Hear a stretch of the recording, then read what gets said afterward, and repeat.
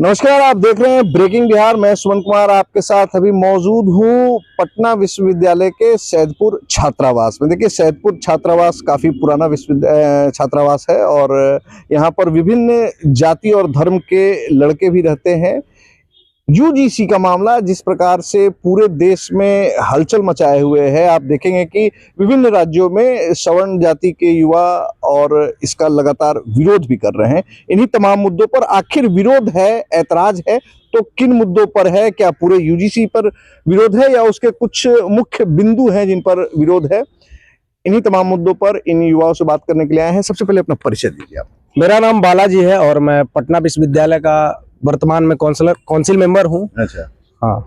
तो यूजीसी का जो कानून है इसको आप किस तरीके से देखते हैं?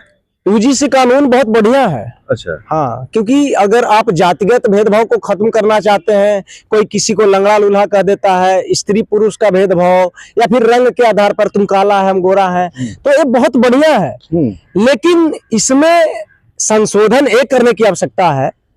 संशोधन एक करने की आवश्यकता है कि ये अगर विद्यार्थी है तो सारे विद्यार्थियों के पर लागू होना चाहिए ना। जैसे आप स्वर्ण है, पिछड़े हैं, अति पिछड़ा है, सब पर लागू होना चाहिए। तो मेरा एक कहना है कि अगर आप इस बिल को ला रहे हैं तो सब एक समान होना चाहिए। जनरल के भी बच्चे काले गोरे होते हैं, जनरल के भी बच्चे जो है लंगड़े होते हैं, कोई है, वहां पर भी काले गोरे, वहां पर भी भेदभाव होता है। जहां पर संख्या जिसका कम होगा वहां पर भेदभाव होगा, जाहिर सी बात है। तो एक समान कानून होना चाहिए सारे छात्रों के लिए।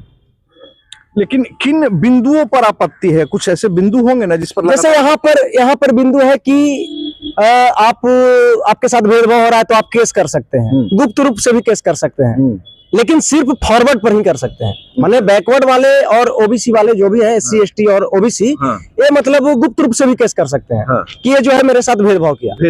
अब जो जांच कमेटी होगी वो भी उसी एससी एसटी और ओबीसी से होंगे। तो भाई हम लोग सवर्णों का प्रतिनिधित्व उसमें नहीं है, कहीं नहीं है। अच्छा, तो हम लोगों को तो इसमें पूरी तरीके से मैंने पैर खींचने का काम किया जा रहा है। तो अगर आप छात्रों के हक के लिए अगर इस कानून को ला रहे हैं तो सबके लिए एक समान होना चाहिए, सबके साथ भेदभाव हो सकता है। जी, हम एक आसान शब्दों में हम थोड़ा सा चाहेंगे कि हमारे दर्शकों को आसान तरीके से समझ में आ जाए। मान लीजिए कि मैं एससी एसटी या ओबीसी वर्ग का छात्र हूं और आप सवर्ण जाति के छात्र हैं।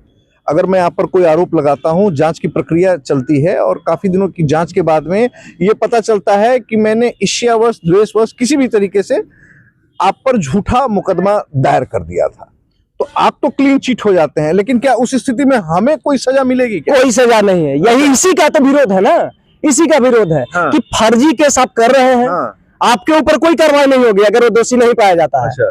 तो इसके लिए हम लोग यही ना चाह रहे हैं कि इसमें संशोधन किया जाए कि अगर कोई फर्जी केस करता है तो जो मुकदमा उसके ऊपर चलना चाहिए वो फिर उसके ऊपर चले जो फर्जी केस किया है, और प्लस में उस पर 10 लाख का जुर्माना भी होना चाहिए। एकदम स्वागत है इस कानून का। अच्छा, एक चीज और देखने को आ रहा है, हम और भी कुछ बच्चों से बात कर लेते हैं। अपना परिचय पहले दीजिए। मेरा नाम शिवम कुमार हुआ। शिवम जी सवर्ण समाज से हैं या ओबीसी से? नहीं, सवर्ण समाज से है। तो जिस प्रकार से भारतीय जनता पार्टी के बंगारू लक्ष्मण का स्टेटमेंट आया, उन्होंने कहा कि किसी के साथ अन्याय नहीं होगा, इसको किस तरीके से देखते हैं? अन्याय नहीं होगा तो आप कानून में लिख देते ना पहले ही।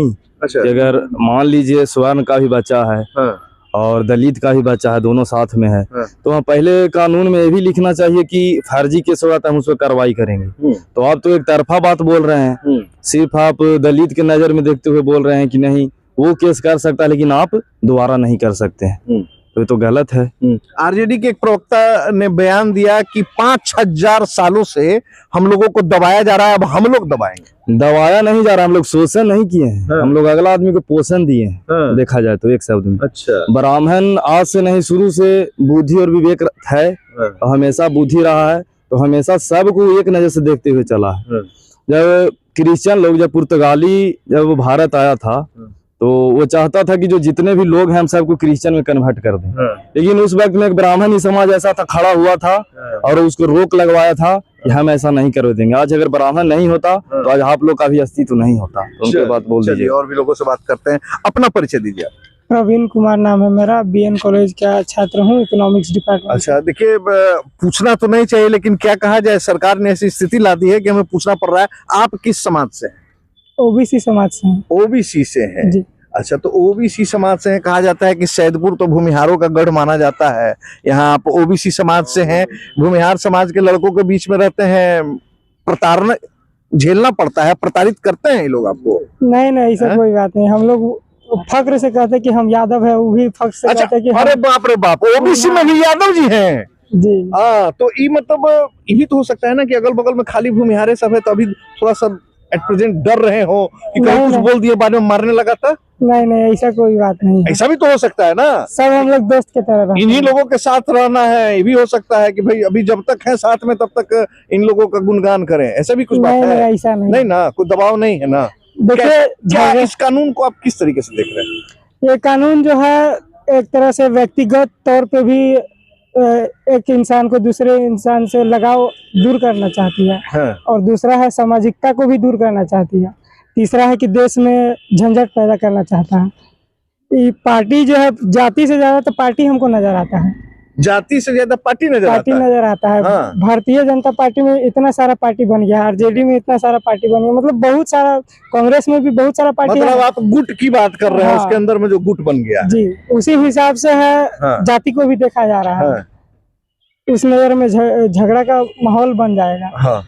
और क्या मतलब स्टूडेंट्स के बीच में जो आपसी भाईचारा है उसको कहीं ना कहीं नष्ट करने की बात सही की जा बात रही है, है। नष्ट हो देखिए, एक जाएगा। और युवा है हमारे साथ में, अपना परिचय दीजिए आप। नमस्कार सर, मेरा नाम है संजय कुमार गुप्ता और मैं सोशियोलॉजी का छात्र अच्छा, हूँ BN आप कॉलेज। वैश्य समाज से हैं जी गुप्ता जी? जी सर। हाँ, तो आप यहाँ रहते हैं सैदपुर हॉस्टल में? जी सर, हाँ, किस कॉलेज में हैं आप? Bihar national college. Bihar national. अच्छा, एक बात बताइए कि ये जो यूजीसी पर तमाम तरह की टिप्पणियां आ रही हैं विभिन्न राजनीतिक दलों की, जी। उसको आप किस तरीके से देख रहे हैं और यूजीसी कानून को किस तरीके से आप देख रहे हैं?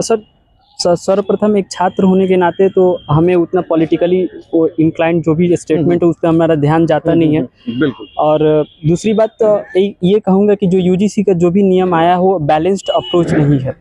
यहाँ पे माननीय न्यायालय का जो माननीय सुप्रीम कोर्ट ने यूजीसी को या फिर सरकार को गाइडलाइंस दिया था कि आप एक ऐसा नियम बनाइए जो अपराध हो, ऐसा हम बिल्कुल इस बात से दरकिनार नहीं कर सकते थे कि भेदभाव हुआ था, बच्चों के साथ कुछ हुआ था, लेकिन उसके लिए माननीय न्यायालय ने निर्देश दिया। निर्देश के बाद इतने दिनों, इतने साल हो गए कानून को बनते बनते और इतने साल बाद कानून बने हैं, लेकिन उसका स्वागत है। आप सारे बच्चों से आप पूछेंगे तो सब लोग स्वागत किए हैं, लेकिन दिक्कत बस यहाँ पे ये है कि यहाँ पे सबका इक्वल रिप्रेजेंटेशन नहीं है।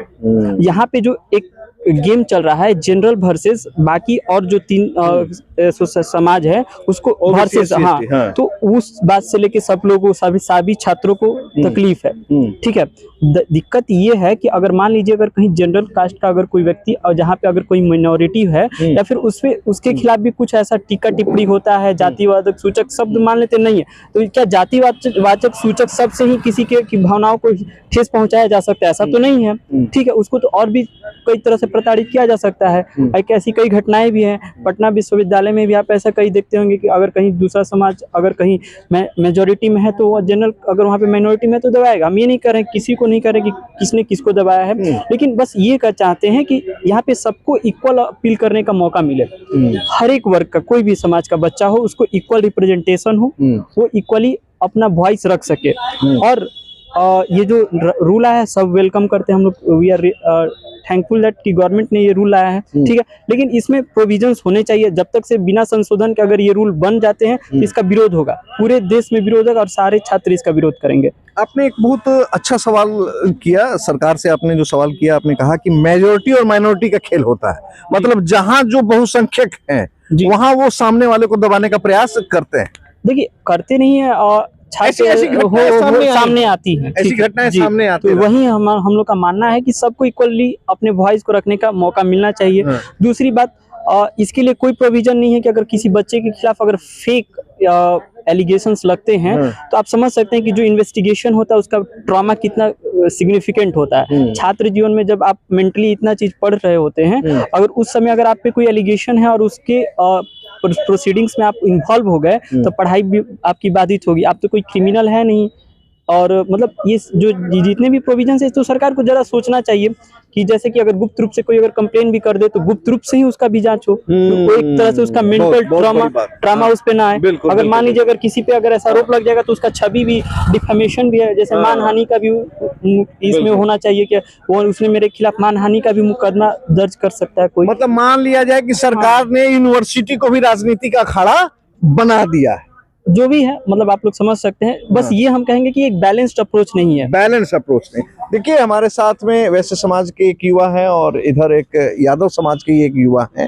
इनका कहना है कि कहीं ना कहीं सरकार की जो ये नीति है वो स्टूडेंट्स को बांटने का प्रयास कर रही है और आप किसी भी तरीके से जो स्टूडेंट्स में जो समानता का भाव आना चाहिए, जो यूनिवर्सिटी में कॉलेज में जो आपस का जो सद्भाव है उस सद्भाव को बिगाड़ने का भी प्रयास किया जा रहा है सरकार के द्वारा। हालांकि अब ये मामला धीरे धीरे तूल पकड़ता जा रहा है, ये मामला आगे कहां तक जाएगा ये देखने वाला विषय होगा। फिलहाल आप यूजीसी के मुद्दे पर क्या समझते हैं और आप क्या टिप्पणी दर्ज कराना चाहते हैं, कमेंट बॉक्स में जाकर अपनी टिप्पणी दर्ज कराने का कार्य करें। खबरों में फिलहाल इतना ही, तब तक के लिए दे इजाजत, नमस्कार।